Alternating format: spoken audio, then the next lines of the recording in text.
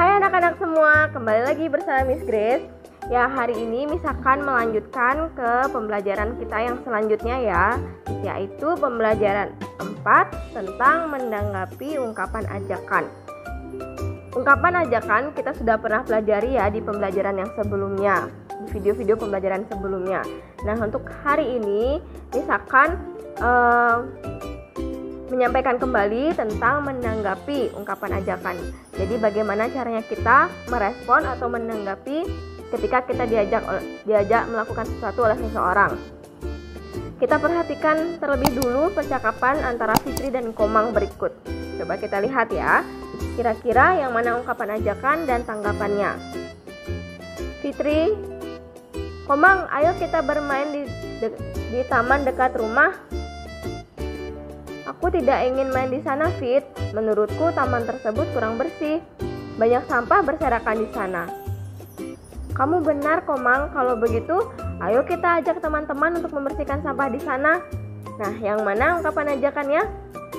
Ya, di sini sudah dituliskan. Ayo kita bermain di taman dekat rumah. Kenapa itu disebut ungkapan ajakan? Nana perhatikan kata yang ada di sana, ayo. Jadi diingat kembali ya, kalau ungkapan ajakan itu berarti dia berisi kata ayo dan mari, atau bisa juga yuk gitu. Jadi ini sudah menunjukkan bahwa kalimat itu adalah ungkapan ajakan. Kemudian tanggapannya si Komang bagaimana ya ketika dia diajak bermain? Nah, di sini dia menanggapi, aku tidak ingin bermain di sana, Fit. Nah, itu dia menanggapi bahwa kalau dia tuh nggak mau main di sana. Karena apa? Karena taman itu kurang bersih, jadi banyak sampah.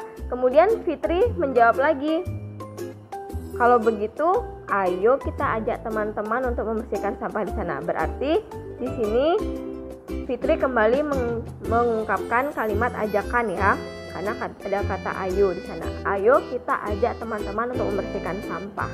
Jadi ungkapan ajakannya yang disampaikan oleh Fitri ini dan yang ini. Lalu tanggapannya juga seperti ini. Ya, kita lihat kembali. Ungkapan tanggapan dapat berupa, nah ini dia, tanggapan yang mendukung atau tidak setuju. Tanggapan yang tidak mendukung atau tidak setuju. Nah, di sini anak-anak ketika misalnya temennya ngajak main atau ngajak pergi kemana ke suatu tempat, kalau anak-anak tidak bisa atau tidak dikasih sama orang tuanya, anak-anak bisa menolak ya ajakan teman tersebut.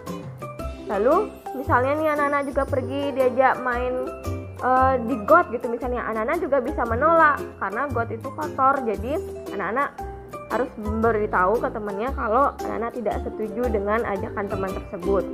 Atau temannya ngajak sesuatu juga boleh anak-anak menyetujui, mendukung ajakannya, atau tidak mendukung atau tidak setuju.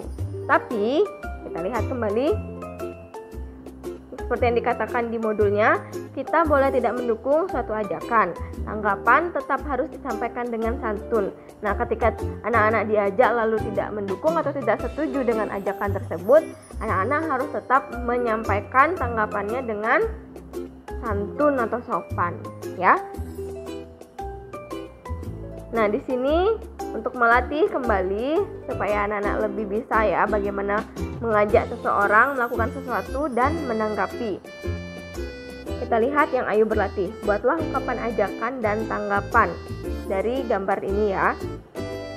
Jadi lihat gambar pertama ini adalah senam atau olahraga. Jadi bagaimana kalimat ajakannya dan tanggapannya bagaimana kalau misalnya diajak senam atau olahraga. Setuju atau tidak setuju. Kemudian yang nomor 2 ini antara anggap saja ini ayah atau kakak atau siapa boleh mengajak untuk menanam pohon atau tumbuhan. Kira-kira kalimat ajakannya dan tanggapannya bagaimana ya?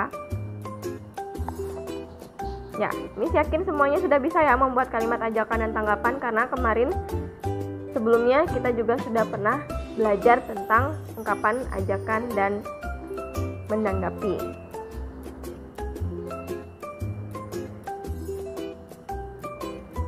Ya, berikutnya di sini materinya yaitu tentang memadukan gerakan menjadi sebuah tarian.